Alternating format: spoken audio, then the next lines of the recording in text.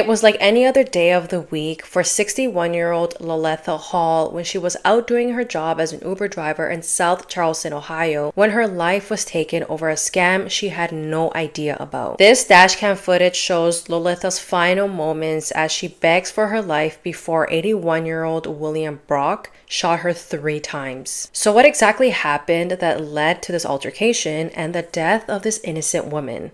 Let's talk about it.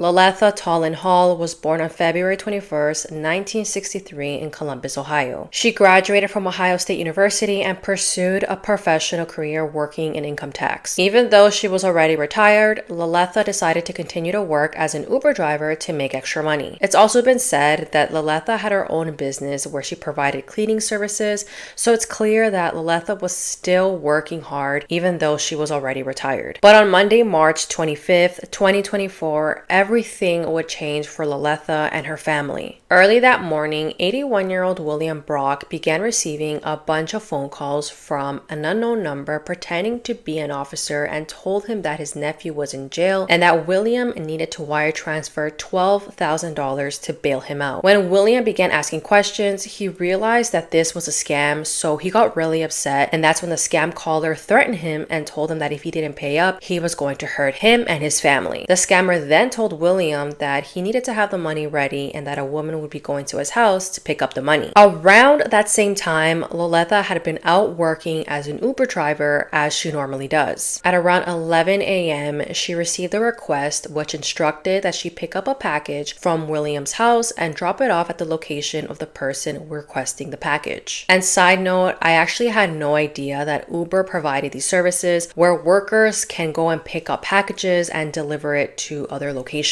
I thought that Uber only did rides and food deliveries, so that's something that was new to me. But anyways, this was something that Loletha was instructed to do while she was working her shift with Uber. And it didn't seem like anything unusual because this is something that she's probably done in the past. So not long after, Loletha made her way to William's house, which is located in South Charleston, and she walked up to the porch to knock on his door. And immediately, that's when William comes out with a hand and points it straight at Loletha. And luckily, this is all caught on Loletha's dash cam, and you can see William coming after her, and she just backs up and screams for help. William then takes Loletha's phone and he would not let her leave.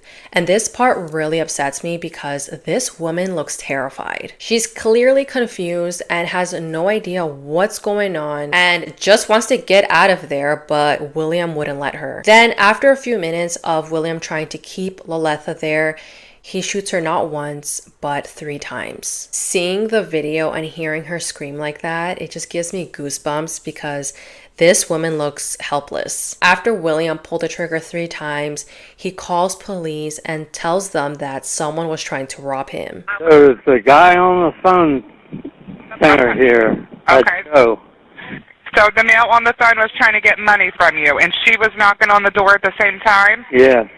Okay. And he was telling me he was going to kill me and the family and everybody else around. When police arrived, Loletha's state was really bad. She was taken to the hospital and she was pronounced deceased there. Then police are trying to figure out, okay, what happened? So they get William's side of the story. While they're talking to William, another police officer goes inside his home and she notices that the phone is ringing over and over again. She picked up the phone and the person on the line said that he was a police officer. May I ask who I'm talking to? Yes, this is the officer speaking. Okay, what officer? Yes. No, I need to know what officer, sir. You're going to be in trouble. Okay. Let me ask you this. The female you sent over here, you know who she is? Yes, I do. Okay, well, she's been in an accident. And this is actually an officer. It's Detective Cruz with the Clark County Sheriff's Office. He hangs up, but calls back as the sinister plot unravels. Is she okay? No, she's not doing well. What hospital is she I'm at? not going to tell you that until you meet me. This person claimed to be an officer, but the real police officers who are at William's house didn't really believe him, so they asked him to meet up, and this person never showed up. So it turns out that William, who was also a victim of this scam, he believed that Loletha was part of the scam as well, because the people that were calling him told him that a woman would be coming by to pick up this money. But in reality, Loletha had absolutely nothing to do with these scammers and was ordered through the Uber app to do her job and pick up a package from William's house and deliver it to these people. So this woman was clueless when she arrived to William's house, and again was only doing her job. And in hindsight, this woman doesn't even look like she would be part of a scam like this. Considering how frail and defensive she looks, it just doesn't make sense how someone like her would be part of something so sketchy and risky like this. Now, when William was speaking to police, he insisted that him and his family were being threatened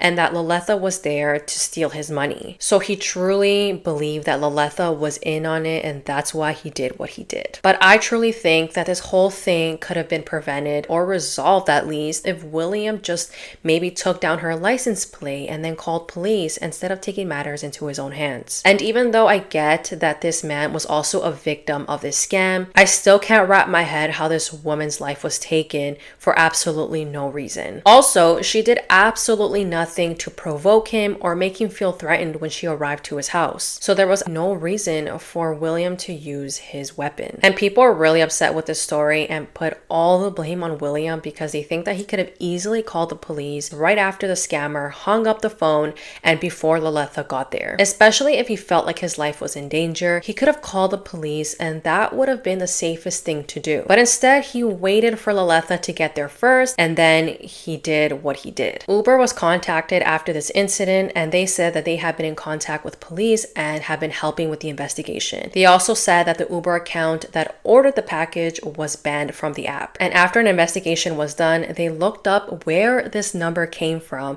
and it turns out that this number was from Canada, which is where I'm from, so that's a little spooky. Also, the sheriff warned residents that law enforcement and the courts will never call you to ask for bail money, so it's important to know that to avoid these scams. William was charged with murder, assault, and kidnapping, but was released on a $200,000 bail. This is such a sad and scary story because this could have been anyone who took that Uber request on that day. Unfortunately, it just happened to be Loletha. And guys, these scammers are getting so clever now and are doing all these ridiculous things to scam people, so it's very important that we're aware of it, especially older people who are more vulnerable to this and are usually the main target. Make sure to talk to people about these types of scams and share videos like this so more people are aware. But that is it for today's video. I hope you guys found this video informative, and if you did, please give it a like and subscribe to my channel if you haven't already. Also, make sure to follow my other social medias to keep up with me, and I'll see you guys in my next video.